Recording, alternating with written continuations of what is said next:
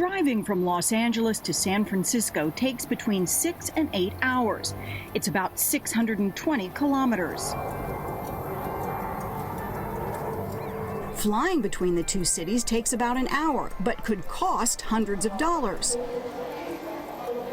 The third travel option may look like a cross between a ride at Disneyland and a science fiction transporter, but it's under a decade away, and it's called the Hyperloop. For a $20 ticket, you can travel between the two cities in about 30 minutes. It changes the perception of space, it changes the perception of time. It's going to be revolutionary. Revolutionary because the Hyperloop could change the way people work, live, and commute. People can live and they will be able to live in cheaper towns and cities and commute to bigger cities for work. I mean, it's going to also change the way we live. I mean, it's quite incredible to think about that you can actually, live in Los Angeles and work in San Francisco, just like this daily commute, 30 minutes.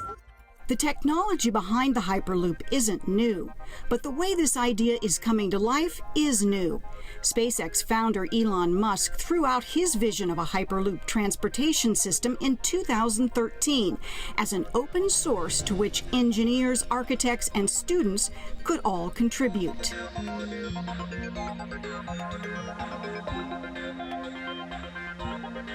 It's a really good sort of example of a 21st century business model.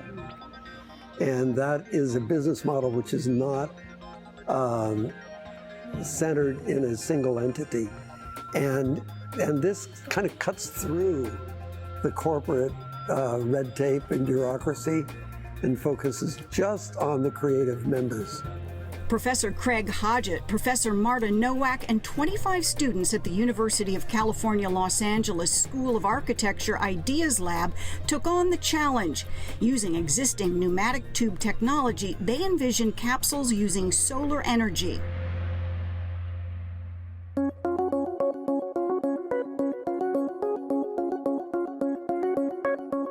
We would have frictionless wheels. They'd be magnetic or air. And so if you gave this thing a little push, it's like an air hockey puck. It will just bounce around forever. The students worked in teams creating mock-ups. We were just looking at the data of Elon's white paper and expanding it. So taking it to the next level, looking at, how big would a Hyperloop station have to be? What would the interior of the capsule look like? How would you design it? Would you be able to stand up inside of a capsule while it's moving at 760 miles an hour? Yes, absolutely. They had to create stations where thousands of passengers per hour would arrive and depart. As an architect, we try to see what we can do, especially to a city. And Hyperloop is such a big new infrastructure. It's a new transportation system. As we can see, it has millions of possibilities of how it can impact on people's lives, also how it can change the city. They all worked on creating the capsule and faced one unique problem. We'd take turns sitting in the capsule, ask someone, how does this feel or how does that feel? And really work off one another to pick the best visual scenario in order to feel less claustrophobic. A 5-mile test track and station will be built in Quah Valley, California in 2016. We don't envision enormous technical hurdles, but they may be there. Or may not. Either way, everyone's on board with predictions that in less than 10 years' time, Hyperloop should be a reality.